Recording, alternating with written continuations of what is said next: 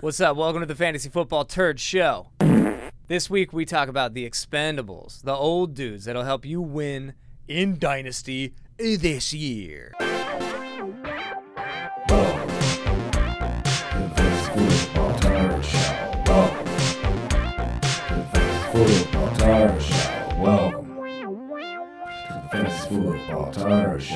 All right, let's talk about it, man. Let's get right into I want to talk about running backs first. How about that? Perfect. The fun ones. The fun bunch. Let's go down to let's start with Adrian Peterson, the most boring one. Adrian Peterson is one of the guys I have on the old guy list. I was talking to you about it before. I think everybody, Frank Gore's been kind of valuable for the last 4 years in the most annoying way possible. And I think Adrian Peterson has been that, but then a little bit better. He's been playing hurt a lot. So last year with the Lions, he obviously wasn't the number one, but he was on a couple of games. And I think that he's at a position in his career. I think he's entering his age 36 season, but he still has a lot to give, especially as a goal line back. And I think that there's rumors that I heard that he might be going to the Buccaneers or that he would like to play for the Buccaneers. And I could see that happening. Yeah, and he definitely wants to chase a championship. It's like the last thing on his resume to, really solidify a Hall of Fame career.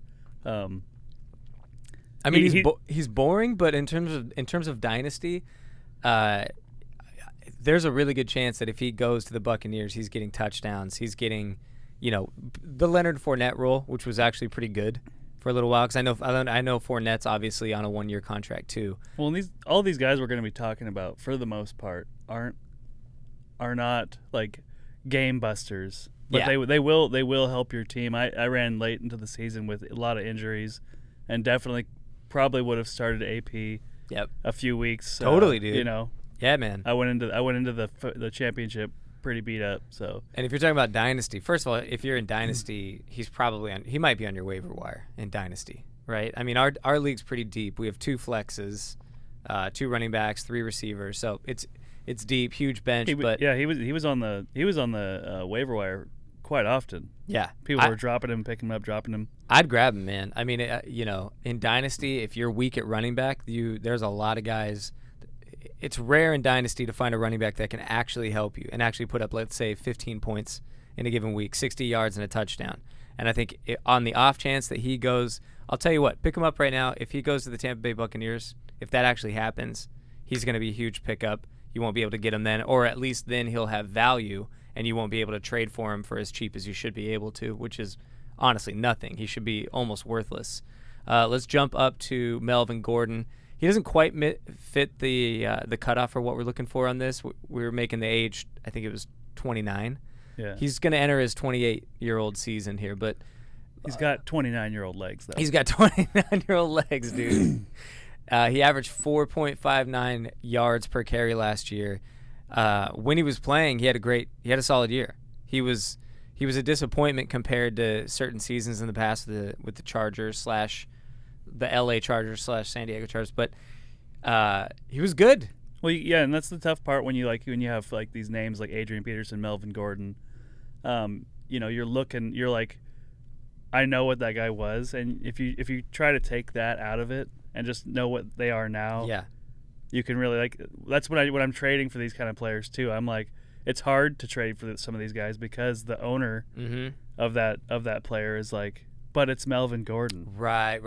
Totally. Yeah, especially because also what did you pay for him? Like if you got him in the past, especially in Dynasty, that's a really good point. Is like you maybe have had this guy for a while, paid up for him, a couple of years ago, and now he's not that at all. I'm hoping that whoever has him is disappointed in him. I think that's the key is targeting players that are like, man, I had Melvin Gordon and he didn't put up Melvin Gordon numbers. Yep. And now they're like, oh man, what have I done? What would you pay for Melvin Gordon in Dynasty at this point? I'd probably offer a 3rd rounder. Yeah. Something like that. A 3rd rounder and a player. Is there a young player that has a little bit more excitement but is not like you think Melvin Gordon will outproduce him? Because I think Melvin Gordon can be. I think Melvin Gordon could outproduce someone like maybe Cam Akers or something like that.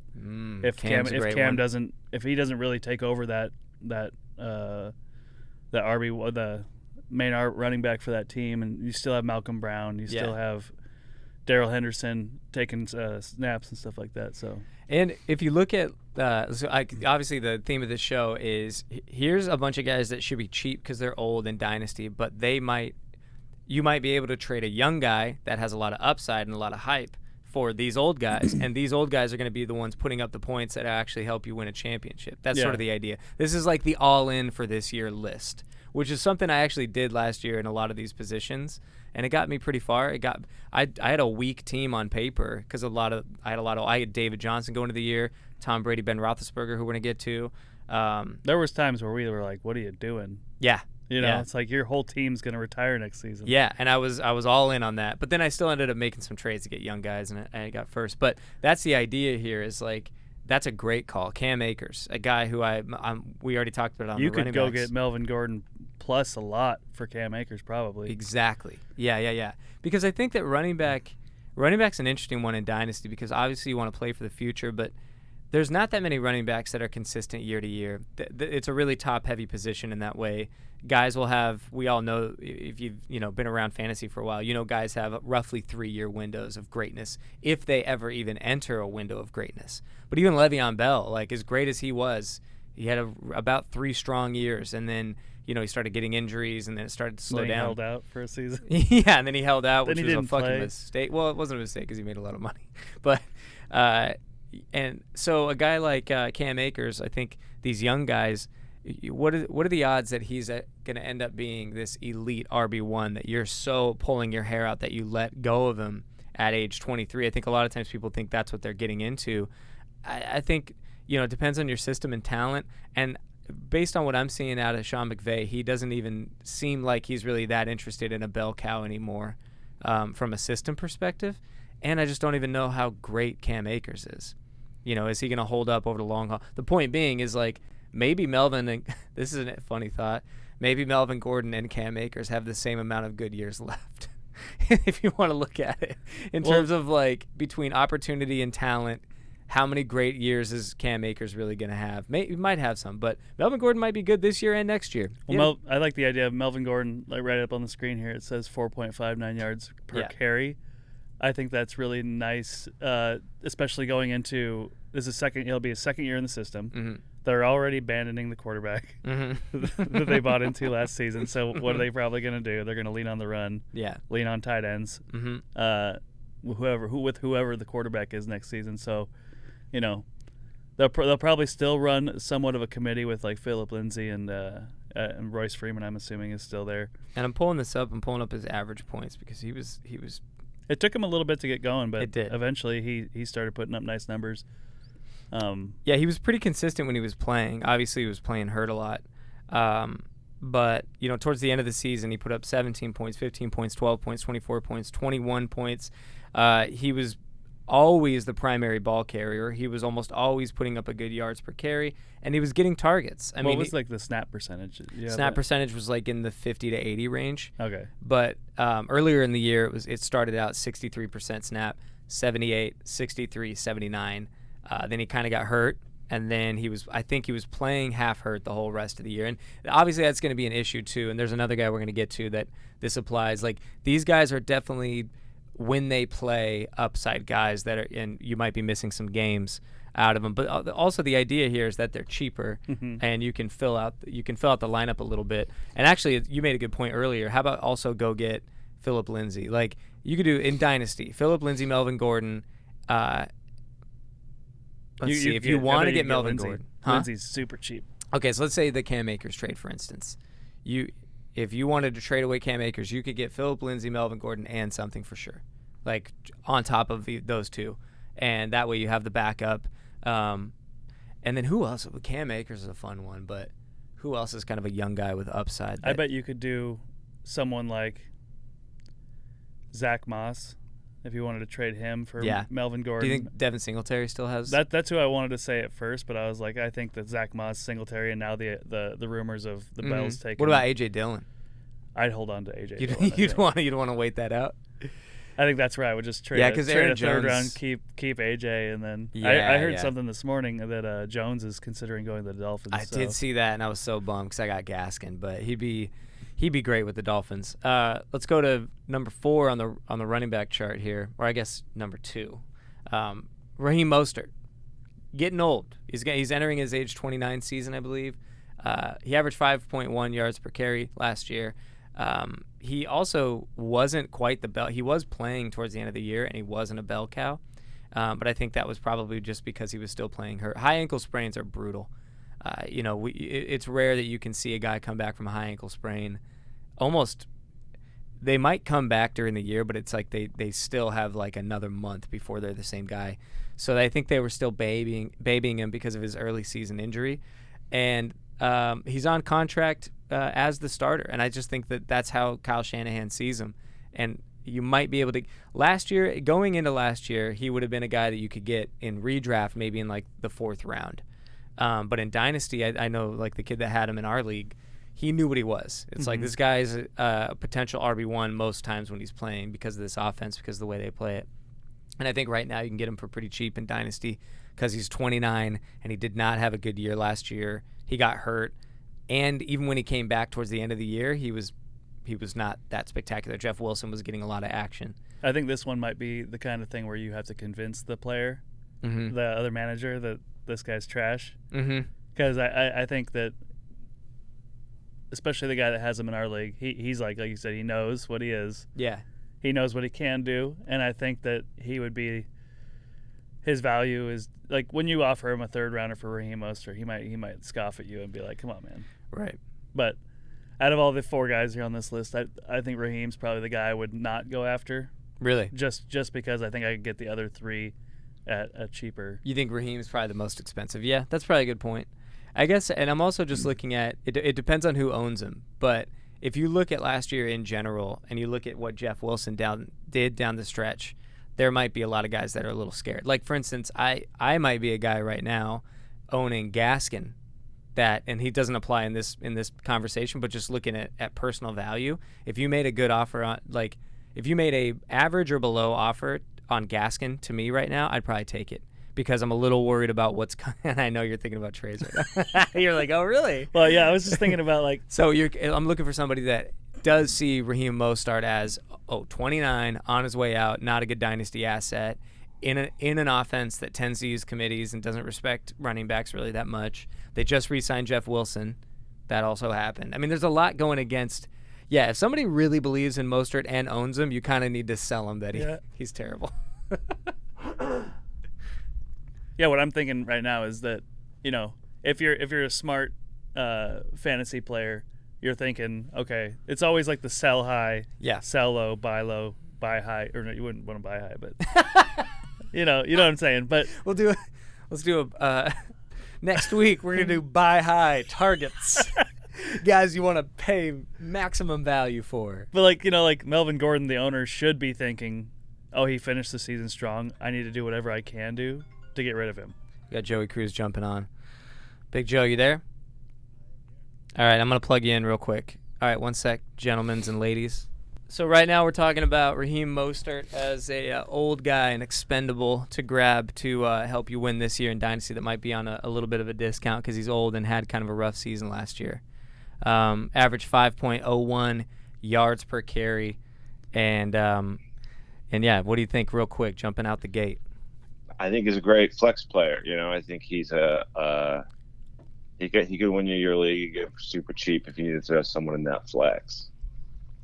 What I'm worried about with Raheem Mostert, again, with the buy low, sell high kind of mentality, is that, like, if you're smart, Melvin Gordon had a great end of the season. Like, if I owned Melvin Gordon right now, I'd be doing everything I could to sell him for his max value. Yeah. Because most likely it's either going to plateau or dip. With Raheem Mostert, because of the way he finished the season, you're not going to be able to get what you could if you, like, let's say you waited into week 2, week 3, and he is the starter. You're either like, I already have Raheem Mostert now, or let's sell high now. So I think, like, players being available is always something to think about. Yeah. So you're thinking the guy who has Raheem Mostert is not that excited to get rid of him. Like, why get rid of him now? Yeah, Okay. you know, we often talk about like why would you get rid of a guy after a really shitty game? Mm-hmm. You know, it's like I got super disappointed because Devante Parker Here's put one. up 4 points. Okay, here's a question. What do you think do you think, how close do you think Myles Gaskin is right now to Raheem Mostert? Like talent-wise, I think very close. No, in terms of a trade value, like. Would you rather have Raheem Mostert than Myles Gaskin? Uh-huh. Really? Me, I would. I think you could probably. You know, it's always about getting ahead of that news cycle too. If the other dude hasn't seen that Aaron Jones article, you know what I mean? Or getting ahead, or letting it wash away. Wait 2 weeks, because I don't think that's free agency doesn't even open until March, right? So yeah, March 15th. March 15th. Yeah. So if I give it like a week, that'll go away. So what do you think about that? Okay, that would be a guy I'd be interested in. Talk about a win now trade or helping my team this year. Myles Gaskin is young, but I don't think he's that great of a dynasty running back. I don't think that he's the type of guy that, even though he's young, has the next 4 years of greatness ahead of him. That would be like, you know, that'd be bold. You think so? I mean, just like based on what we saw out of Gaskin and the Dolphins running backs last season. Yeah, that's fair. I'd much rather have Gaskin when he's healthy. Well, here's the idea, though, maybe, is like... Aaron Jones said he wanted to go to the Dolphins. The Dolphins didn't say they wanted Aaron Jones. Yeah. Like we were making that point about Gaskin on the running back rankings. It's like... And I mean, this is what I think about the idea of them drafting a running back high or getting one in free agency. It's that they were excellent with anybody that they put in there. Salvon Ahmed looked great. Gaskin looked great. They had somebody else playing at one point that also looked great because everybody. Who was it? Who was like the third guy that came in? It wasn't Laird and it wasn't Breida. It was somebody else, but they had a great game when Ahmed was hurt and Gaskin was hurt. So my point is, like, why would they pay up for a running back when they already can get good production out of him? Yeah, I think somebody like, you know, there's a ton of, Cruz, to your credit, there's a ton of really good running backs in this draft that they don't have to spend a first round or a second round to get one of like Najee's or Etienne's. I think they could wait, get more depth. Totally. And like, you know, bolster the offensive line a little bit more, get a receiver, stuff like that. So yep, defense.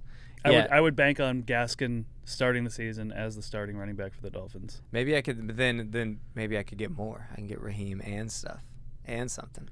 I don't like Mostert personally. On a personal level. All right, and David Johnson is our next guy. David Johnson, bro, had a great season. A great season for what people expected out of him. And for what people paid to get him for last season too. Yep. Helped me win a Super Bowl. Was he on your that one with the big win? Yeah. Nice. Yeah, I mean, average. What happened with David Johnson, and you'll need this again, is when Duke Johnson went out. That's when he started putting up points. Here's what I love about because Duke was the primary third down back, and he was catching a lot of passes. And when Duke went down, David took all those passes, and we know he's great at that. Yep. He also averaged. Brett pointed it out. His best yards per carry of his entire season, which is pretty wild. Entire career. That's what I meant. Yeah. Which that's crazy. And it was like 4.7 yards a carry, bro, on that team in that running situation was. I know Duke Johnson, like I had him. Everybody always talks about like you give Duke Johnson more. He's like he always averages 5 yards. He did not have a great season running the football. David Johnson did. He also was Joe. He was catching more without Duke, but he was also catching passes. Like he was still a 3-down back. He just wasn't a full third down. He wasn't like he wasn't he became an RB1. Yeah, at the end. When Duke Johnson went out, like this guy is playing top 10 level. He's not that when Duke is in. Is what I'm saying. He's more RB2ish. I cannot wait until we never have to talk about Duke Johnson in fantasy football again. I can't wait for that day. I've never really been on the Duke Johnson train. Yeah, a lot of people have. Every year. I think he's still only like 27 years old.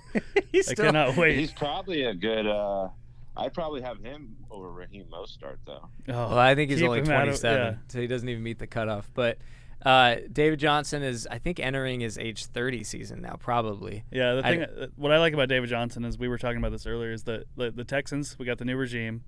They don't have a draft pick until the third round, and I don't think that they're going to invest what little draft picks they have in rebuilding like the running back room. Yep. You know what I mean? I think if they do anything, they might bring in like they just re-signed that dude from the Browns who they got traded. Hilliard. Yeah. Yeah. So like they have him, they have Duke, and they got David Johnson. I think you have at least 1 to 2 more years with David Johnson there. Well, he's still on that contract. They're still stuck with that shitty ass contract. So they're probably going to roll with the cheapest running backs they could possibly find in terms of the backup for David Johnson. And he had a great year. Like if he was trash this year, I could see the new regime coming in and be like, no, we're going to go young. We're going to start a new. But I think he's a good culture guy. He's a high character guy. They're probably going to like the fact that he's there. In terms of instead of going with a young guy, it's like, no, this old motherfucker is doing great. Let's roll with him for a little while. He's on this contract. And I think that it's also very possible that it's a completely different situation with what's happening with Duke and like how that's all working out, the targets, the carries. We don't really know. It could be a full-blown committee or it could be a full-blown cowbells. Cowbell? Bell cow. Insert cowbell noise. He's a real cowbell. He's a cowbell boy. But he could be a bell cow. Now let's talk about what do you got to pay to get David Johnson on your team? Yeah, that's a good question. Because before last season, you sold him to me for a second rounder. Is that what it was? Yeah, just straight up second rounder for David Johnson. I bet it's similar. Yeah, I don't think it would be much. Well, the thing is, there was so much hype going into last season of what he could be, or at least what I thought he would be. That he's going to be the cowbell. I'm sticking with that. I mean, right now is the time you sell David Johnson if you have David Johnson. Yes, and the reason why I have him, this is obviously to say it again, dynasty list for shitty old guys that can help you win this year. You should sell him if you have him if you're trying to make good dynasty plays, obviously, and get what you can. But if you also want to grab him, he's gonna be cheap. Like, it's not going to cost you a lot, and what you're going to get is a guy that when he's playing could be a legit RB2, and those are not easy to come by. And that's why, like, my whole mentality on this list is I love just playing in Dynasty. I think youth sometimes is just overvalued. I don't know how else to say it. It's like, obviously youth is good in Dynasty, but sometimes that's one of the only things somebody has. Yeah. And he has all this value for. But it's like, what you want is points on your team. You want to be able to, and most rosters have holes. Most dynasty rosters have massive holes, especially at running back. And so if you're trying to play young and go for the next shiny toy with a guy that's really on the rookie come up and doesn't even have an established, has never established real consistency as a fantasy player, or B, just doesn't even have an established role on the team.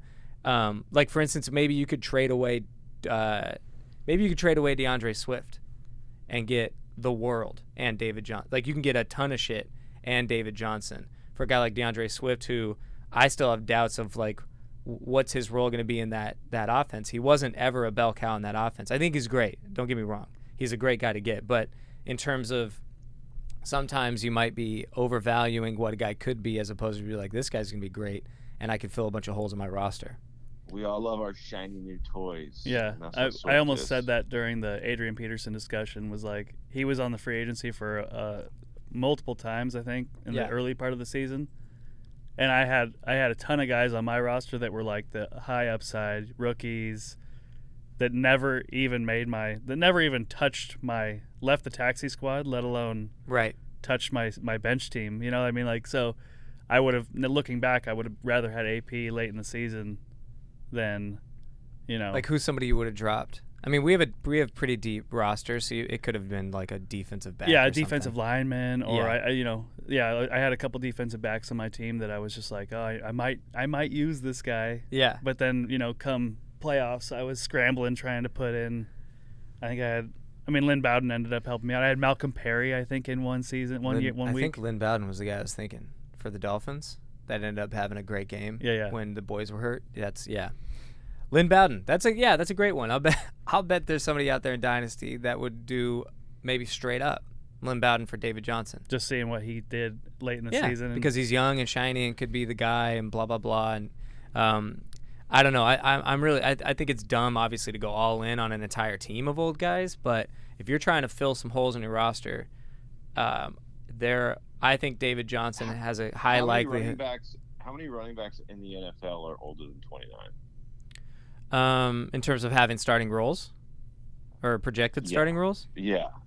I don't know. We talked about we're talking about a few of them right now. Adrian Peterson, Raheem Mostert, David Johnson. Yeah. I have Damian Harris on my team, and I also have who was the other guy I was just looking at? Like Kareem Hunt. Would I do Kareem Hunt for David Johnson plus? Yes, exactly. Stuff like that. I think that would be you could sell him on like, oh, Kareem finished 10th overall last season. Look at what he can do. He's younger. Mm-hmm. And then you're just like sidestepping to David Johnson, who finished, 16th? Yeah. You know what I mean? Something like that. And 16th average finish. That's pretty damn good. Yeah, and then it's like, bang. I got David Johnson, and I got 2 second-round picks for Kareem Hunt, something like that. And obviously there's risk, like, that's kind of the point. So, yeah, make sure you get a lot for him or offer I think the best, most fun offer would be offering a young guy that has not done much and is all upside, and you're just getting that guy that's like, well, David Johnson's old and trash, and I don't even know if Deshaun Watson's going to be there. Like, these are also really fun trades to make right now because there's so much ambiguity right now with free agency and the draft and what coaching regimes are going to look like. I love trading before free agency starts. I love trading players that like you can paint this picture for whoever's buying. And it's like the biggest sell, that's my favorite part of trading is like convincing this player, this manager, that this player's worth it. Always be closing, dude. Yeah.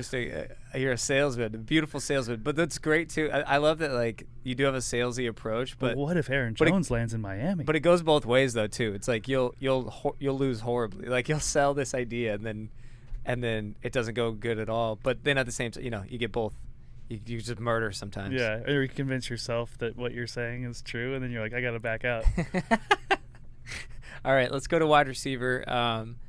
This is our 4th ranked old guy in wide receiver, Cole Beasley. The Bees entering his age 32 season this year, averaged 14.1 fantasy points per game. Last year, he was 30th in average points. And I drafted him in startup, and that dude he was in my flex more than he wasn't the whole season, my first year. I think you had him in Dynasty for a second too, and you were trying to hawk him quite a bit. Yeah, and nobody wanted him. It was so hard to trade him to where I think I dropped him.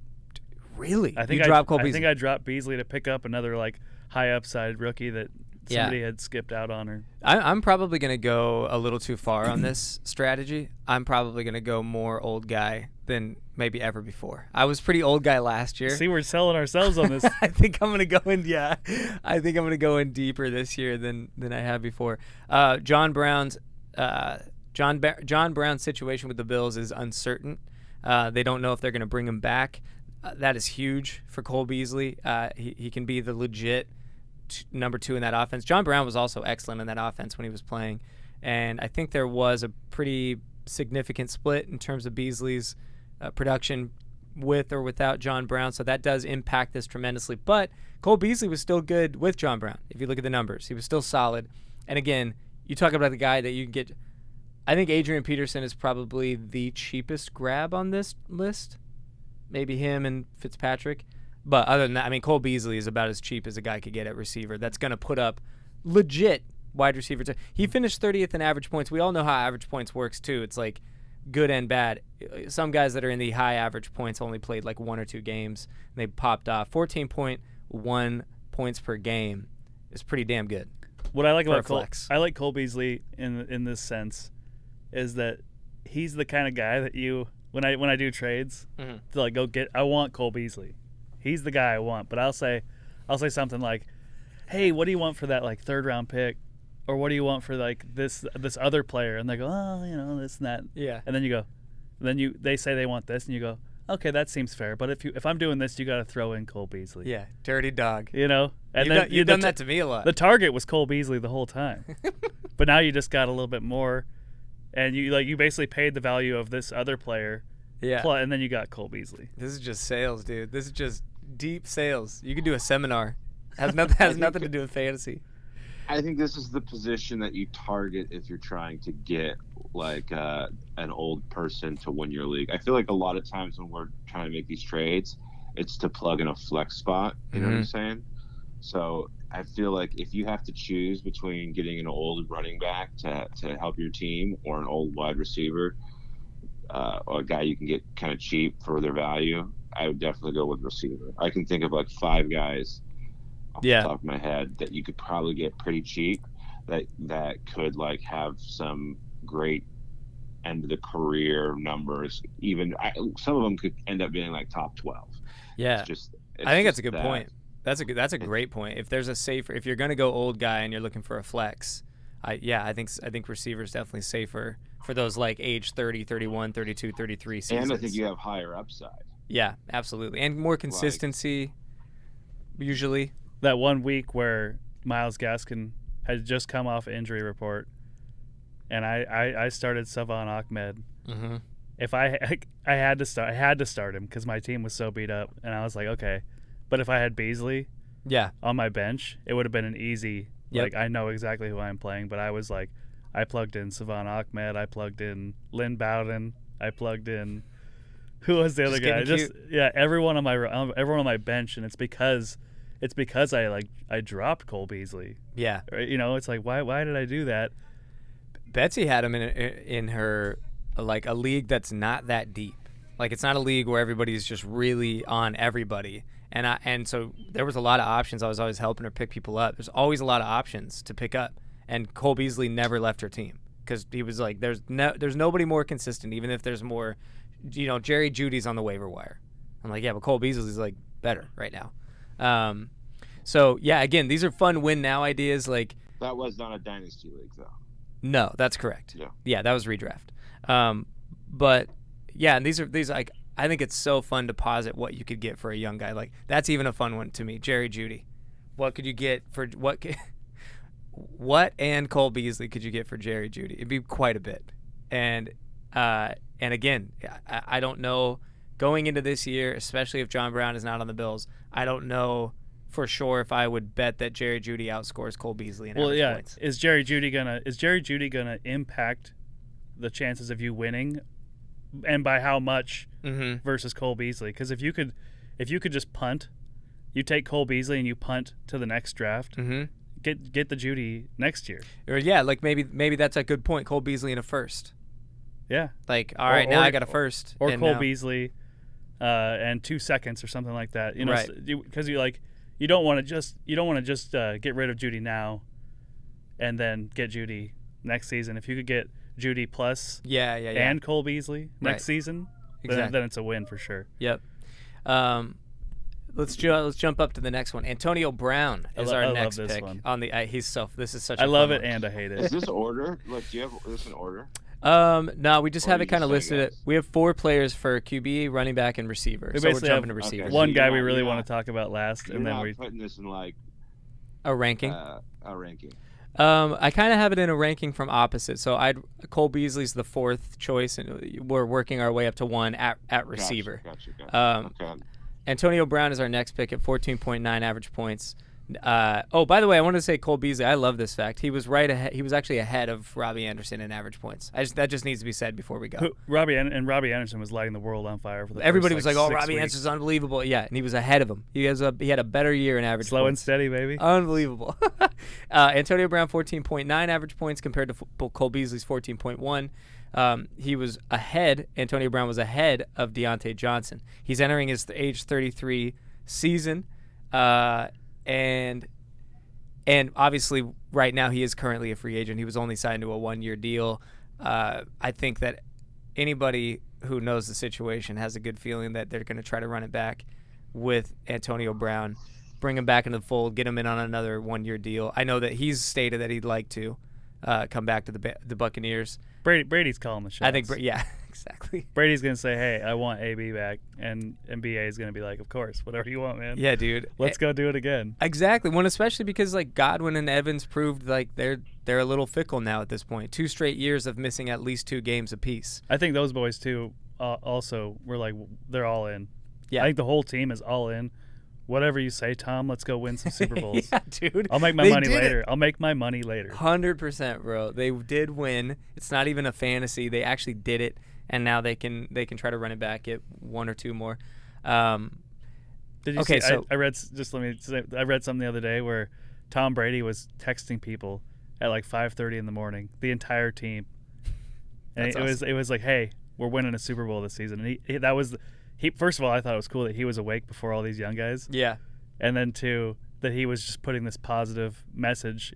It was before their alarms would go off. Yeah. They were getting a buzz from Tom Brady. From Tom Brady saying, "Hey, let's win a Super Bowl." That's so dope. I hope he sticks with, and that's the great thing about Brady, man. He's got that who's fire. not doing that? Drew Lock. Drew Lock. That's why. Hey, Drew. That's why you're not going to be a quarterback in the NFL. Drew Lock is a starting quarterback. Drew Lock is a snooze alarm quarterback. Yeah, he's snoozing all morning. Antonio Brown he obviously got into the lineup somewhere around, I think it was week 10 or 11. He started out solid. I remember his first few games were like, oh, look at that, Antonio Brown's not worthless. And then the last 3 games of the season, he started to like become like Antonio Brown. It was like 17 points, 20 points, and he had a 30-pointer towards the end. And then he was excellent in the playoffs. I love it. I mean, if you can get Antonio Brown. What can you get? What are you paying for him? What would I pay for Antonio? I mean, you could do a third. I think in Dynasty, in terms of draft picks, seconds, thirds, and fourths are the only things where you're really talking. Obviously, first is hyper valuable. If I had Antonio Brown and somebody offered me a third, I'd say 100. Yes, 100%, you would say yes. Easy. Yeah, you would take that third, right? Yeah. 100 for a 32-year-old. Yeah. 33, entering 33 years. Absolutely. And my thing on that, like, I think seconds and firsts are hyper valuable. I'm still a little iffy on thirds. I guess it depends on your league. Yeah, our league's a little bit different. We have defense. That's a good point. You could get a solid defensive player. If you're just in an offensive league, that could change things. So maybe a second rounder is even more applicable then in a regular dynasty. In a regular dynasty. Well, this is great though, because if we're like, I wouldn't pay a second rounder for AB. Mm-hmm. That's great for the listeners because you can get him for cheaper. Yep. You know what I mean? 100%. Yeah, I think, or who's a younger receiver or a younger player in general that you'd be willing to part with. I'd be, especially with the John Brown news, like somebody like Gabriel Davis. Okay. For the Bill, like I would love to, if you're like, hey, right, Antonio Brown's coming back, you could do the whole. How about like Preston Williams? He still got some heat on him from last year. He was hurt the whole year. I think you might have to do like AB plus to get Preston Williams. Yeah, I'm talking about if you have Preston Williams and you get rid of him, like sell him. Yeah, I think depending on guys that still have that stank. Preston Williams had a hot four games to start the 2019 season, and that's it. Mm-hmm. That's what Preston Williams has on his resume. But I know the guy in our league that has Preston Williams still thinks a lot of him. Yeah, held on to him, denied a lot of trades for him. So there might be some stock in his mind. But now he might be thinking about like, wow, I can go get a guy. Because I know that, again, that guy, Sean, is in our league definitely still in win now mode. He went all in on last season. He traded a lot of draft picks away. And so he might still be in that mindset. Like, I got to run it back. I don't have a huge window now. So, yeah, Preston Williams would be an interesting guy. He's still got those young guys that got a lot of heat on him still. I'd probably pay a fourth for Antonio Brown. Like, if just straight up. Dude was listening and and if he said, like, no, I might say, hey, I'll throw in Lynn Bowden. Yeah. Something like that. Like totally. It's no sweat off me. I can get rid of that fourth, and then, I mean, shit, if Antonio Brown's putting up 17 points a game, like, that's huge. I want to say also, too, like, this strategy does work. It can also fail you miserably. I paid a little bit of money for Le'Veon Bell last year, so that didn't go well. But David Johnson was good. I flipped him and got a good amount for David Johnson last year in a trade. And then the other thing I was going to say is... do you think what you got out of that trade was worth it? For me? I'm saying for who, buyer or seller, doesn't matter. What you got from that David Johnson trade, do you think that would you rather have David Johnson back to sell to hold on to buy David Johnson at the price you got him at? Well, in the initial trade, I can't remember exactly what I gave up. Do you remember? It was with you. I think it was just David Johnson straight up for a second round pick. I thought he was part of a package deal. I think the second time we traded him was a package deal. Okay. Because I gave you Le'Veon Bell, David Johnson, right? And I got Jarrett Stidham. Oh, that's right. I had David Johnson at the beginning. That's right. He went to you and then back to me. Yeah. That's what you're talking about. Because I remember being at work and I called you and I was like, I'll give you a second rounder right now. And then we did it. Yeah. And then I still had Le'Veon Bell from the draft. Right. Okay. And then I got them both And then back. I packaged them both back to you. I think I gave up a first in that trade. But there was a bigger trade than just David Johnson. I got Raquel Armstead. I Jared got Jared Stidham. Again, this is all preseason stuff. This is what I'm talking about. Yeah, because I was like, oh, Jared Stidham's going to be the QB. Yeah. Right. Leonard Fournette just left. Raquel Armstead's going to be the starting running back. Yep. And then James Robinson and Cam Newton came. And I ended up getting James Robinson for David Johnson. So, yeah, I mean, I would do that trade again. Yeah, Antonio Brown. The best part about this thing here is he's 33. Almost 15 points on average, and I love that he finished right next to Deontay Johnson. Yep. Steeler, who basically is the new AB in that system. But I love Deontay Johnson. Yeah. I'm so high on Deontay Johnson, and if I just look a little bit to my left, there's Antonio Brown. Right. So why? Yes, I want Deontay Johnson. Right. But in the interim, why not take somebody like Antonio Brown if he's performing just like him? Yeah. I think you guys are gonna see me go pretty hard after old guys. Dude, as soon as we stop recording, I'm gonna go get Melvin Gordon tonight. All right, let's get to Adam Thielen. This one, you probably already know this. Adam, in terms of a guy to target that's old, I think he's one of my favorite. He's been that guy for at least a couple years. I think he was 29 last year. He's entering his age 31, so he's been old for 2 years now. So we thought that he was a great sell candidate 2 years ago. Yep, exactly. And he's proven us wrong. Same, He's 17.1 average points per game, 11th overall average points, age 31 years old.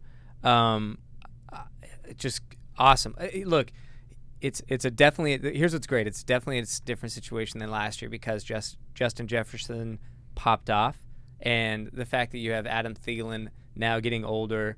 Jefferson's the shiny new toy in that offense. He's looking like he's the legit alpha one. But what the thing is that Adam Thielen was still unreal last year. Yeah. Even with Justin Jefferson having the year he had and being so spectacular. I hate doing this. I hate doing this. Mm-hmm. But let's compare Adam Thielen to Jordy Nelson. Okay. Just because he's white. But think about it. So Jordy Nelson was a beast. And then when he left, he went to the Raiders. He was trash. Mm-hmm. So basically, based on that, mm-hmm. but he was playing with Aaron Rodgers. They had this connection. I think Adam Thielen has a connection with Kirk Cousins. Mm-hmm. As soon as Adam Thielen is not in purple, out. I'm all in on Adam Thielen until he trades teams or until he retires. Can you look up his contract situation real quick? Yeah. We didn't look that up before the show, but yeah, totally, absolutely. So it depends on how long. Is he coming up? Is his contract coming up? Is he a free agent?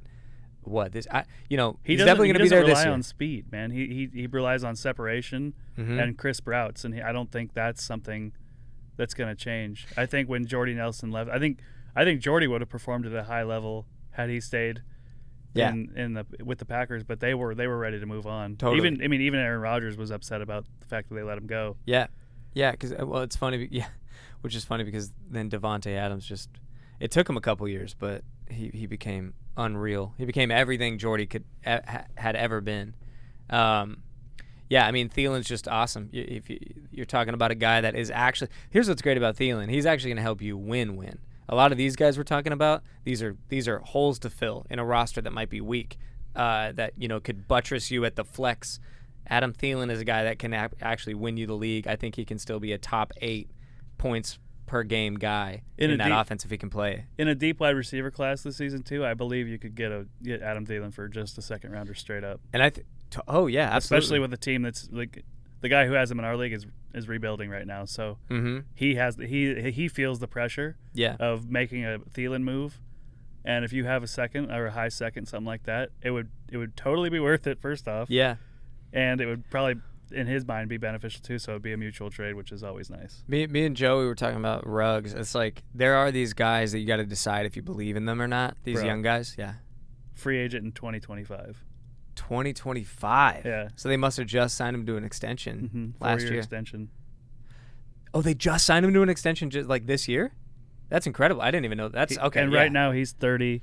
He's 30 and a half almost exactly. Yeah, he'll be 31 at the beginning of the season. But we were talking about like Ruggs as a guy I don't buy. Every year, obviously, if you have a class of like 5 great receivers, obviously, some are going to pan out, some aren't. I'm a big fan of CD. I'm a big fan of. Here's a guy. How about this? How about a guy like? Hold on, finish your sentence.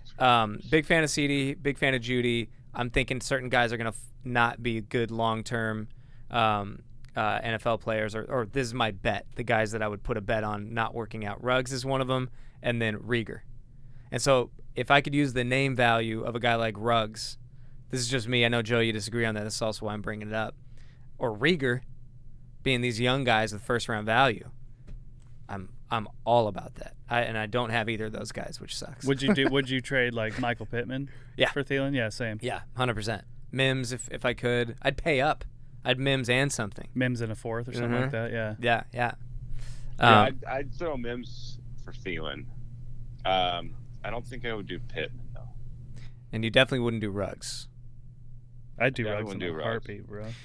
What about Thielen? Joey? What do you project?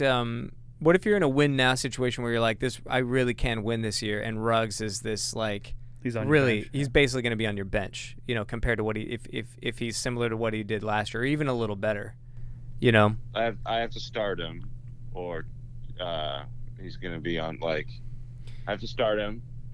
Because we're looking at teams that are trying to win this year that might have a few holes. I would just go after, honestly. Here's how I feel about this situation. I think guys like Thielen, guys like even Antonio Brown, and I don't know who you're going to say next. I feel like that whoever's going to try and deal them is going to try and deal them at their value of their name, which is like a value that people are still living off of 2 years ago. I feel that it's going to be. I think that if you do this option of I need to win now, let me go try and find an old guy, that should only be caveated with I'm getting this guy cheap. So your seller either has to be, he's either going to try and pull a fast one on you and be like, oh no, it's feeling so good, or whatever, or he's going to,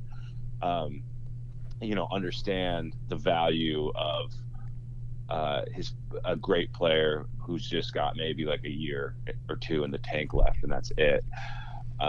So I mean, I'm only going after. I would not even come close to selling Rieger or maybe Rieger. I don't know. I would want to see more out of Rieger, but not even close to selling Ruggs for Thielen. Not even close.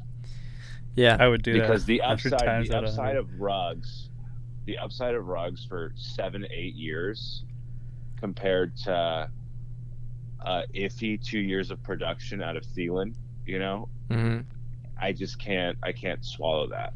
This is what I'm hoping. Especially if Ruggs blows up and is you're just going to get lampooned for making the stupidest trade ever if Ruggs is a beast. This is why I love these trade ideas. It's because that mentality, what you just said right there, is what the fear of looking dumb for making that bad trade. Well, it's just stupid. Well, it's and if you had Thielen, I'm like, hey, I got. You like Ruggs that much? Give me Thielen in a third. Exactly. That's how I would play it. I would and I think you're definitely right. It's sidestepping. Yeah, you know what I mean. There's also a bunch of guys that I feel like you can produce. That let's say Ruggs didn't have a great year, his rookie year at all, fantasy production wise. There's a lot of guys that you can fill in at receiver that can be a band-aid for you. Not at 17.1 points a game. Yeah, I think Thielen, the upside of Thielen is a true league winner there. I know, but you're saying if you have to start Ruggs. So I mean, I would rather go with guys like, I don't know, a T.Y. Hilton for super cheap. T.Y.'s a great one. We should have put him on the. He should have. Or even an Alshon Jeffrey to throw on if he's starting. Yeah. But I'd rather get the Emmanuel cream Sanders. of that crop. Sanders. Well, and there's definitely a divide here, and it's definitely good. It's a good thing to bring up because you have guys like Cole Beasley who you probably can get cheap in every sense. And you keep Ruggs. Or you can get guys that are going to be a little bit more expensive because and T.Y.'s probably right in the middle there. T.Y.'s probably more the Antonio Brown, but T.Y.'s a great one. That's a good point. How much are you willing to pay? But also the cost goes right along with how valuable they are projected to be in 2021. So, the fact that Thielen is old is his knock, but it's like, yeah, but other than that, bro, he's going to win you the league. He's going to put up 17 to 30 points a game, and that's what you're paying for. So it is going to cost you more, and it should cost you more. Or you could be like, you know what, let me play the in-between on that, play it safe for the long haul. I don't have to give up a guy that has this massive upside over the long term, and then I can go get a TY and get a guy who's going to give me, maybe a 17 to 20 average points finish. Would you trade? I'm thinking of another one. Would you trade like Devante Parker straight up for Thielen? Personally, I would. Me too. I'm not a big believer in Devante Parker because that could be like you were saying, Cruz. I would trade that. You're looking at that eight-year value of Ruggs, where it's like, okay, now Devante Parker's a 3-year value. Mm-hmm. So it's like, okay, you're getting you could still sell the younger approach. Yeah. And be like, hey, I'm giving you Devante. He's still got a little some good bit years younger. Mm-hmm. Give me Thielen now, and it's like I would be so much happier with Thielen. Also, I should say, like, I wouldn't just do straight Ruggs necessarily straight up for Thielen. Dude, if you're getting Thielen plus for Ruggs, do that every single time. Yeah. I would still do Ruggs straight up for You would Thielen. do him straight up? I would want to get, like, a pick out of that as well. Just on the upside sell. I'd be like, look, he might be under. But Rieger, I think, get me is a on guy. record right now. Ruggs is a turd. That's it. We got to put. All right. So I think Ruggs still has some upside in that offense. Just as would you do Marquis Brown straight up for Thielen? Is that who you think he is? Yeah. Yeah, I think he's close to. Me and Joey were talking about it yesterday. He thinks he's more Tyreek and Deshaun Jackson. I think he's more in between that and Marquis Brown and who was the other one? John Ross. I think this is going to be the classic. Josh Rosen got drafted ahead of Lamar Jackson. Yeah. I think the Raiders are going to be like, what the fuck are we doing? I'm with you on that. I would just want to get. I think current value. I think Ruggs still has enough value. I'd want to get a little bit more out of him. But man, that's great news. Yeah. That you're getting more Thielen plus for Ruggs. Joey stands on the other side of that. I know that, Joe. You think Ruggs? I'm gonna go buy Ruggs tonight, and then come at you, Cruz, and get the world. All right, let's get to the number one receiver on our list, Julio Jones. He's obvious. He's right there. He's 32 years old, but he's Julio Jones. He was excellent when he played last year. He finally got the injury bug that he avoided for 6 seasons. It's incredible. He was just this injury guy that all of a sudden never got hurt. It always seemed like he was missing games, but he never was for like 6 years. He missed a lot of games last year. His average points were 16.2. Isn't that amazing? Thielen was a full point better in average points than Julio Jones. I love Thielen. I think, and then the other cool part about this is I think you'd pay less for Thielen than you would Jones. But exactly, Jones was hurt last season. That's only like 7 games worth of production right there. True, and he was playing hurt a lot too. I know there was a couple games when you put in an average. I know there was a couple games he left, or like he came in active, played a few snaps, hamstring tightened up, and he was back out. So yeah, when I do averages sometimes, not today, but sometimes I'll go back. I'll like really put in the work and be like, if they played less than 10% of snaps, I'm not even going to count it. Cut that out. Yeah. That's a good point. And so maybe if you did do that with the 2 or 3 games that happened with Julio, his average would be up around 17, maybe higher. But I mean, we all know what's up with Julio Jones, beast, old. Go get him. I think it'd be great. They're switching the coach, switching the scheme. It's not their guy anymore. Right. But he's still. It's their guy. Yeah. Julio Jones is everybody's guy. It's slipping. I mean, I think that like the person who had Julio Jones got good value for him last season. Yeah. And I think that you'll get, every year you wait on the Julio Jones, you're going to get a little bit better value. Yep. It's all about that risk reward window. Well, I think this year might be that perfect window where you're like, shit, I just got Julio for like a late 2nd round pick. Yeah. And Cole Beasley. I think I did or something like that. Exactly, dude. I think I did Tyler Boyd. In some combination, it was a big trade, but the main part for Julio was Tyler Boyd. And a first, wasn't it? And something. And I don't know if it was a first. I think it was a second. No, it may have been a first. But, going into this year on a pure points per game, I'd rather have Julio Jones than Tyler Boyd. And I like Tyler Boyd's upside as a consistent long-term target in that offense, but I would rather have Julio on a per-game basis. So maybe I could, the exact same trade back, like give me Julio and a second for Boyd. If you can get that mid-range value, that wide receiver 2 value, plus a pick or something like that. I think Dan Quinn was just leeching the energy and the talent out of so many players, and I think with Arthur Smith, I think the whole team is going to be better. Let's talk about that because we can jump over to quarterback too and keep it on the same topic. Real quick, another mention I want to throw in there that you can probably get for dirt cheap, and who could still have another year is Julian Edelman. Yep. Yeah, that's a great one. I think Edelman's probably 34 now, maybe 35. Probably 34. I think you could get Edelman for Cole Beasley prices, and that dude could. Yeah. Yeah, and he's still going to be. That's a good. If Cam, especially if they make an adjustment at quarterback. Yeah, if they draft a quarterback, especially. Yeah, that's an interesting one because the Cam situation, that offense, I'm sure this is not a true statement, but I haven't seen an offense pass the ball less in the last 20 at least years. I mean, they were passing like 10, sometimes 10 to 12 times a game. Insane. I really don't think Belichick likes Cam.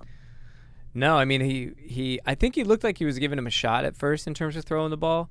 And there was a couple of games where he was throwing the ball, running the ball. He looked like Cam, and then maybe he was just making bad reads. He was definitely missing guys and throwing picks. So maybe Belichick was just like, fuck this. This was not gonna, I wish they would have given Stidham a chance.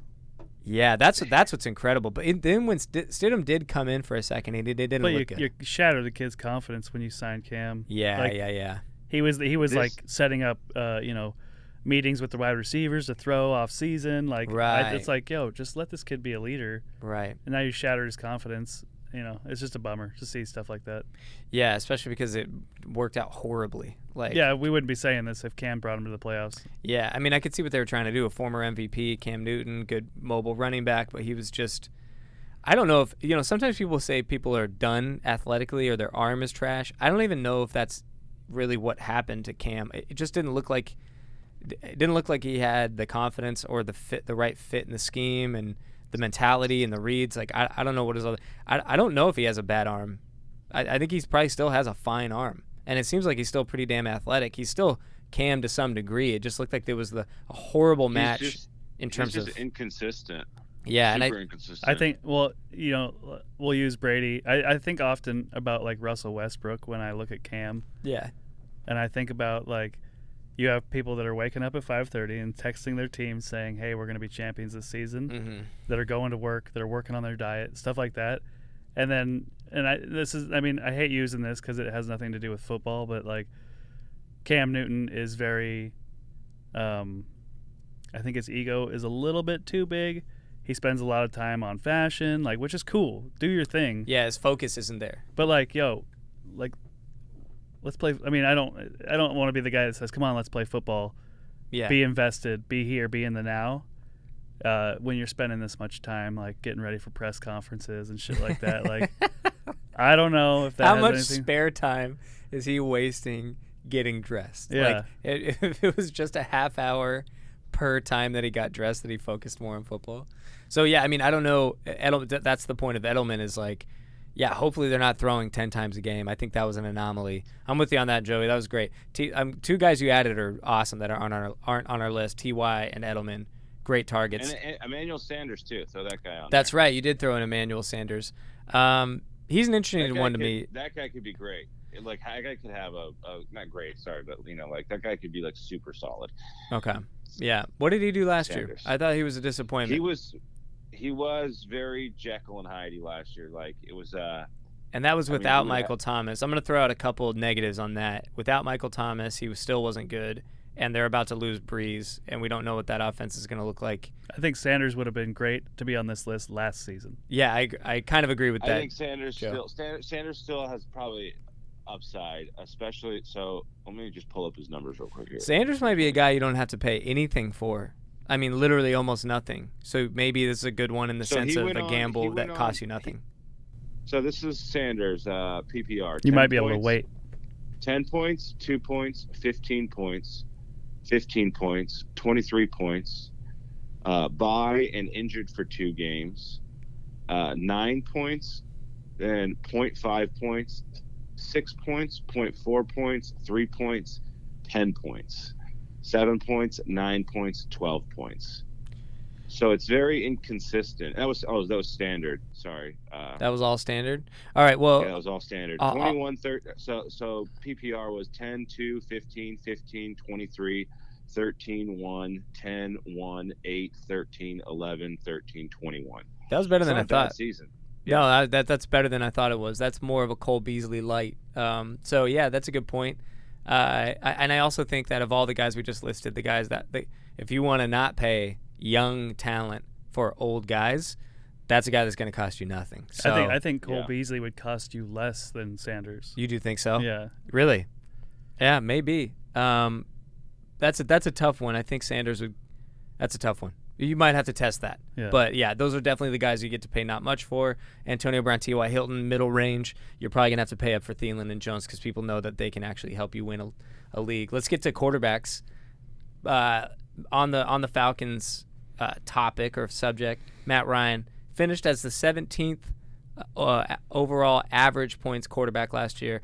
Obviously, it was one of those Jekyll and Hyde Matt Ryan seasons. Like back in the day, it was kind of always like that. It was trash, and then it was great. This year was a trash year, and it was kind of a confusingly trash year. I mean, there wasn't anything overtly wrong with that team. They just sucked. And I don't know if he sucked or if the team was sad or what. Like, what happened? True, like historically, Matt Ryan in his second year with a new offensive coordinator has been lights out, like top 3 quarterback, which is why I went for a trade earlier to get Matt Ryan. He didn't really pan out. It was the first time. Was it Dirk Cutter round 2? It was Dirk Cutter round 2, yeah. And his second season with Dirk Cutter, the first time was. I think that was the MVP year. Was it really? Okay. I think. Okay. So yeah, we all expected Matt Ryan to be a beast last season. Just like, again, very inconsistent. Julio was out. They didn't use the tight ends as much as everybody thought they were going to, which is also another historically bizarre. Yeah, like they should, because that's what they do. But they didn't. Yeah. And so I bought into Hayden Hurst, like all these things, and just Gurley didn't really work out towards the end of the season. Gurley, actually, I think Gurley was the only non-mystery to me on that entire team. And Ridley. Well, I guess now you're looking at a team with Arthur Smith, again, coming from the Titans. He's been the offensive coordinator for the last 2 years with the Titans, both times. Great offenses. 2,000-yard rusher. Do you think they're going to establish that sort of run first, play action pass type of offense? I think they are. And what else I think is that with the rumors of them going after a quarterback in round 1, like that could totally diminish Ryan's value right now. Dude, so you got me excited. I want to go get Matt Ryan. You can go get Matt Ryan, even if they do draft Justin Fields or Zach Wilson or whoever they take it for. Like, if they have Matt Ryan on the roster, that dude ain't starting. Yeah, and I don't think that from what I saw, that team was deeply dysfunctional. It was definitely it was off year Matt Ryan.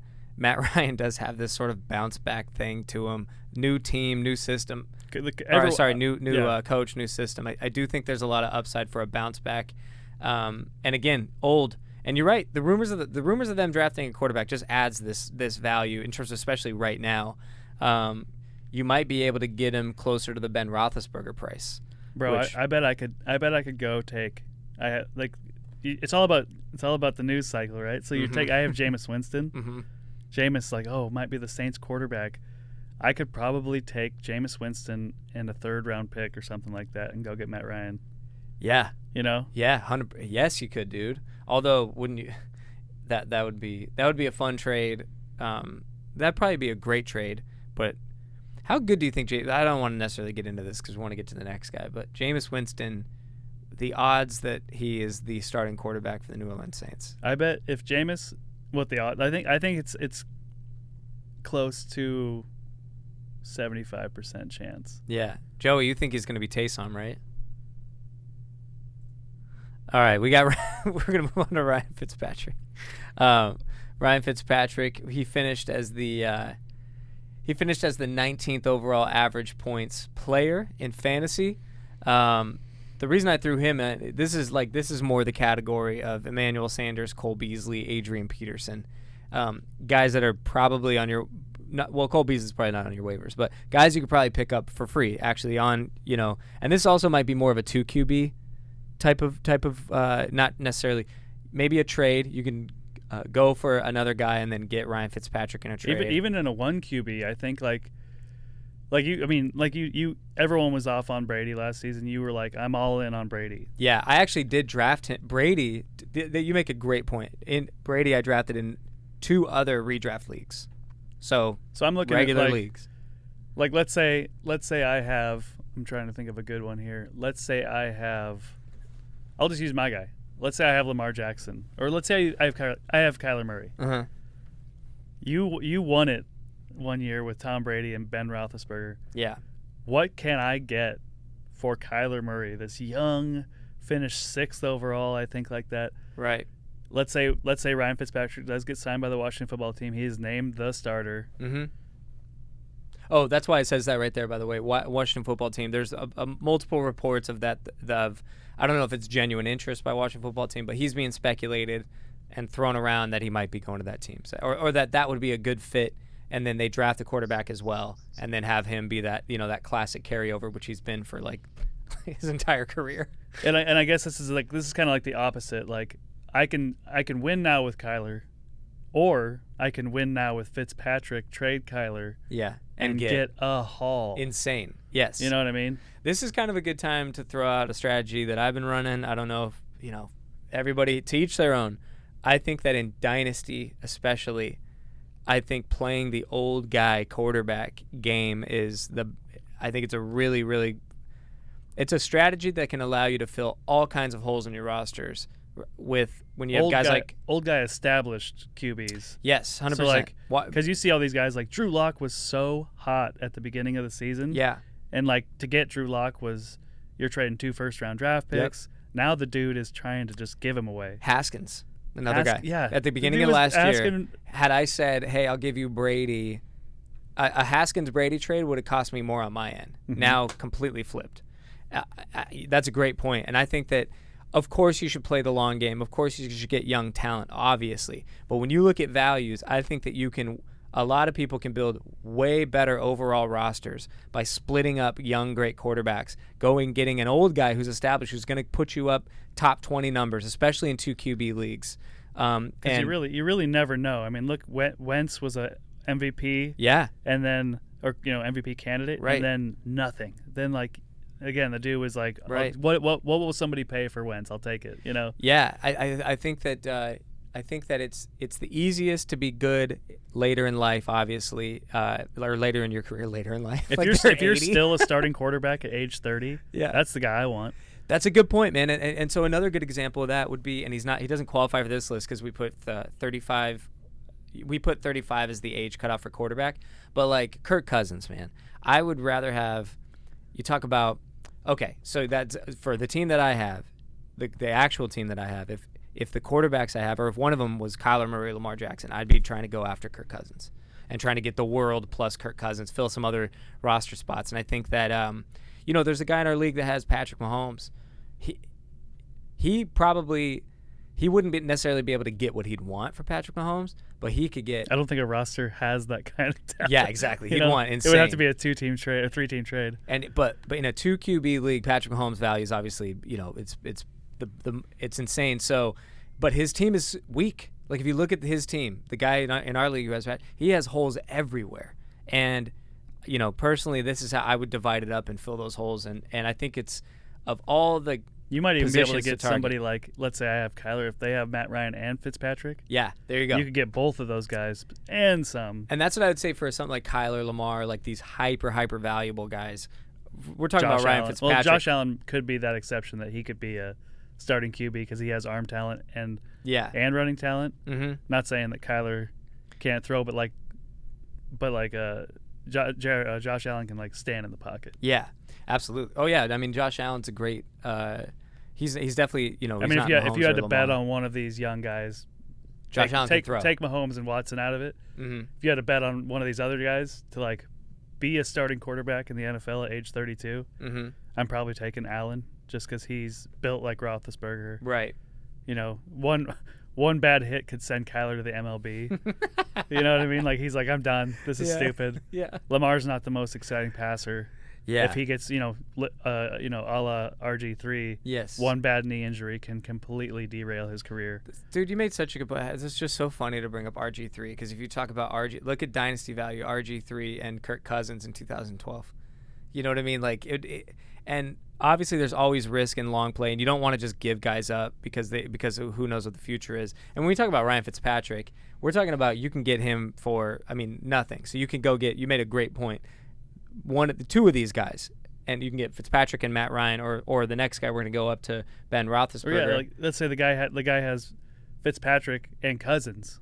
Yeah, you're getting okay, I'm getting Kirk Cousins. He's probably going to be locked in as starting quarterback for 2 more years at least.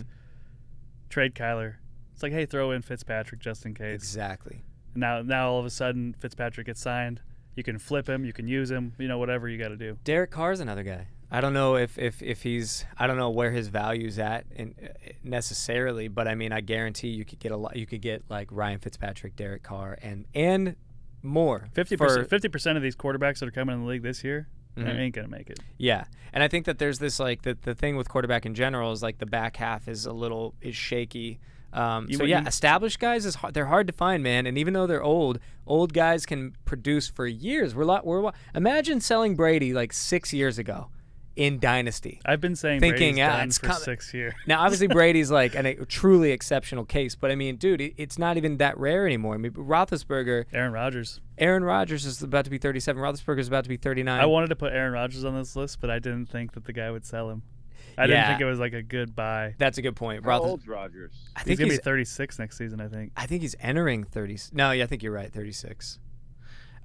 Big Ben's 38. Bro, look at this is what's crazy about quarterback. Big Ben. Move into Big Ben. Yeah, let's just jump in. 14th in average points last year. I had him. He was not Big Ben of old. I'll tell you that.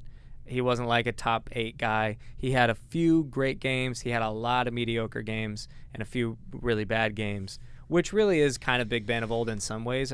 He's. Well, we're playing Superflex. Yeah. And for the most part, we do talk about Superflex. Yep. So, finishing 14th and pretty damn good. That's a high-end second quarterback. And I guess season average. That's season average, right? That's correct. Finished 14th overall. No, but who would you throw in above him if they only played like 1 or 2 games? Like Dak, 1 or 2 obviously. games. Dak. Yeah. But I don't think there's that many starting quarterbacks. Let me just look at QBs real quick. Hold on. But average is a good point because Dak is above him. So if this is average, so this is a good stat. This would make his rank worse by doing average, and he was still only 14th. Roethlisberger finished overall 12th. He finished as overall 12th. He averaged points 14th. He had a good year. He just wasn't like top 5 Big Ben, which he has been in the past. I hear you.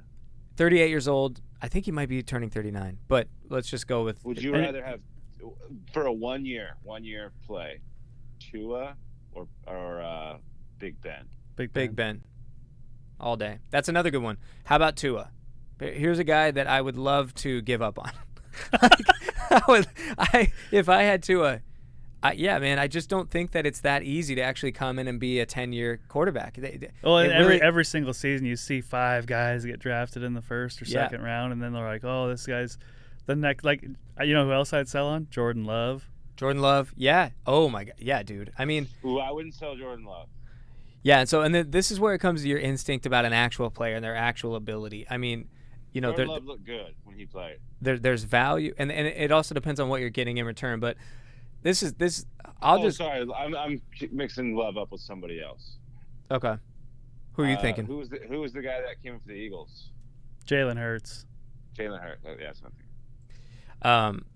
And I think like this strategy has kind of worked for me for the last couple of years. I've been rocking Brady, and then I didn't have Roethlisberger the year before, but I had kind of a running list of guys going. But I was rocking the old guys for 2 years. I've been good for 2 years. What young guy would you give up on Roethlisberger for? Like realistically, you mean straight up? If somebody at Hatcher called you and said, "Hey, I'll give you Hurts for Roethlisberger," would you do it?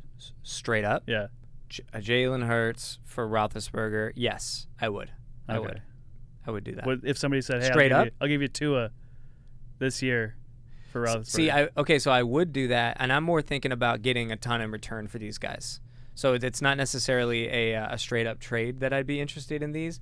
the reason why I like old guys. I guess we're buying Roethlisberger on this list. Yeah, and I'm also and I'm also saying like you can give up you can give up Tua and then get a lot in return. You get Roethlisberger plus. And I wouldn't necessarily do it in a vacuum because, so that's kind of the whole point of that. But there's not much to say. You guys know who Ben Roethlisberger is.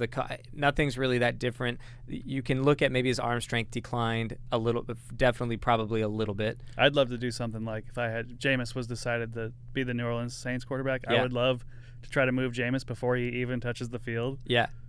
To get somebody like Roethlisberger yes. plus. 100%. Roethlisberger and a third for Jameis before he touches the field. Yes. Because I think with every snap, his value is going to go down. Yep. I totally agree, man. I think, I don't know how much Sean Payton's going to want Jameis there in the backfield the entire season if he starts him. I just don't know. You need guys like Sean Payton doesn't seem like the kind of guy that can handle a guy that'll just make horrible decisions. If Jameis was the hands down, he's our guy, we knew it from day one, he would already have announced it. Yep. Yeah, and he would have gotten a chance last year. And they probably would have forced Breeze out a little bit faster. Yeah, I agree.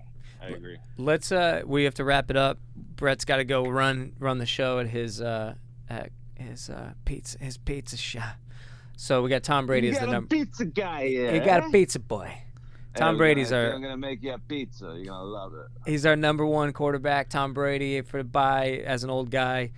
He's also in the Julio, Adam Thielen range where he's going to cost you now. But I don't know. I'm actually probably going to put him out there. I'm going to see what people are I have him, and I'm going to throw him out there, see what people are feeling about Brady in terms of from a dynasty perspective. Would you take a third for Brady straight up? No. Yeah. Yeah. No, he's just yeah, because you would need a QB in return. Exactly. Yeah. Would you take somebody like well, I guess you only have 2 QBs, right? Yeah. But this is what I'm talking about. It's like, would I pay more?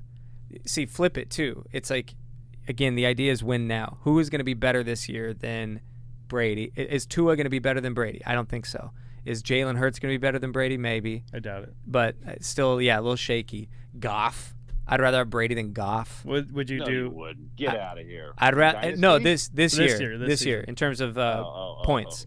And so it's like, could I, because he's going to be worth more in points, if the person who owns over? Goff is on the cusp, and he's kind of wary about what Goff's going to bring in Detroit, so he's like, hey, I'll give you Goff plus to go get Brady and have a potential. Well, I think maybe he goes all in and he says, hey, dude, I'll give you a third in Goff. I think I'd have to pay Brady plus to get Goff. Don't you think? Because of the youth factor. Yeah. Well, I think it depends on on that you're on that cusp. Yeah. The team has to be specific. The team has to be ready to win now, and they have to have excess capital to make a move like this. I know we say this, but how many years do you think Brady has left? I said this 3-4 years ago, man. I don't know.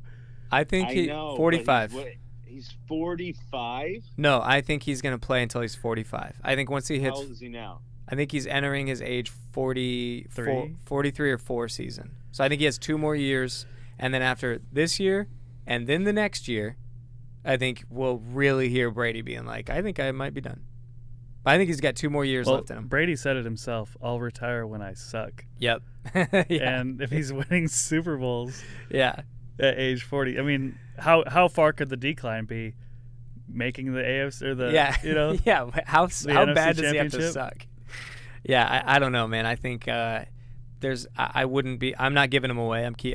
I think that most people are probably not going to pay what I'd want even for Brady, but some people might still be. Some people might not be in win now mode. They might be in rebuild mode. And if you are that and you have Brady, you should be selling Brady because you're going to get. That's the one quarterback who's old and you can get a ton of value for, and you can get a Tua, you can get these young guys that have long-term upside, and yeah, I mean it's a fun one because Brady's a great add-on to a trade. I really, really, really want. Let's just say, no, I didn't say Justin Herbert, but he might cost too much. Yeah, who's a guy? Who's a guy? Give me a guy. A young guy? Yeah, like a Derek Carr. How about Carson? How about Carson Wentz? Okay, I like that. Just went to the Colts. His value might be right back up there. You could probably get if the guy's in a good QB situation, which the guy who has Wentz is. You could do a TB 12 plus a fourth or a third or something like that. Yeah. or if you wanted the trade to get done today, TB12 and a second for Wentz, and really bank on Wentz getting back with Reich and being the MVP caliber player he is. Absolutely, man. Which might be something you should think about. Yeah, I will think about it. Because when him and I were talking about the Wentz trade, he was like, I can't because of the way my QB. He had Burrow, so Burrow went down. Yep. He had Baker. Wentz got benched, and then Baker and his other QB. Oh, Haskins. Yeah, Haskins got benched. Then he had Baker, who got, I think he said something about his bye weeks lined up perfectly where he didn't even have a quarterback on the bye weeks. And he was the one that was playing that whole game of hoarding quarterbacks. That's so funny. So, as long as he got a QB in return, I think now he's trying to get whatever he can. So maybe like a third in Brady. Yeah. I mean, depending on what side of the coin you are there, if you're a young team rebuilding, go sell Brady and get a young shitty guy with upside, or a young okay guy. Or you could take somebody like Brady. Like, let's say you're in a good QB situation and Brady's your third QB. Mm-hmm. Go take Brady and go get somebody like an Adam Thielen. Yeah, absolutely. The trading an old guy for a different position that you may need. Yeah, I think I want everybody on this list. I want this. I'm going after Gordon, so you guys can just fuck off and not try to get him. I was just gonna say, like, it'd be kind of fun to obviously we're gonna have this list and just look back at the end of the year to see if this would have been a championship team this season. The running backs good, it does look good. Julio and Adam Thielen, Antonio Brown, and Cole Beasley. I can see all David working Johnson out. and Gordon and your starting running backs. And I still like Mostert, and then Ryan Fitzpatrick.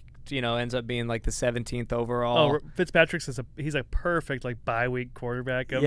Comes out and throws for 60 points or something like that. Fitzmagic. All right, that has been this episode of the Expendables edition. Old guys, old farts that are going to help you win in Dynasty this year. Don't just go giving up anything for them, but if you want to... This is where the negotiation starts. Yes. See what you can get for these guys. Yeah, running back is the hardest one, I noticed, just looking at all those guys. A little shaky. Also, you have a 30, what was the 29 on running back? 29, I think we moved it to 28 just so we could throw Melvin Gordon in there. There's like two running backs in the league that they just have a quicker expiration date than most players, so it's a little more difficult to find that. Absolutely. I mean, you could use that. I think an old running back is 26. That's where I'm putting old running back at. Yeah, well, I feel you on that. I think I had Zeke in here for like 2 seconds because I was going to try to argue that he's old because it's his 6th season, but I think 26 is a little too young there to call it old. That's getting cute. 28 and above might be a better number, but Melvin Gordon's entering 28, and I think that's a good list, man. Those are 4 guys you can go target right there at running back: David Johnson, Raheem Mostert, Melvin Gordon, Adrian Peterson. I think that's just a waiver wire pickup that could end up scoring you some touchdowns on a bye week as a dope handcuff. So we're going to wrap this up. We got to go. Thank you guys. Subscribe, all that good stuff. Check us out. Our podcast is on iTunes if you want to do the audio. And follow the Instagram, Fantasy Football Turds. And gentlemen, smooches, love you. And toots. Smooches and toots. Turd it up. Later.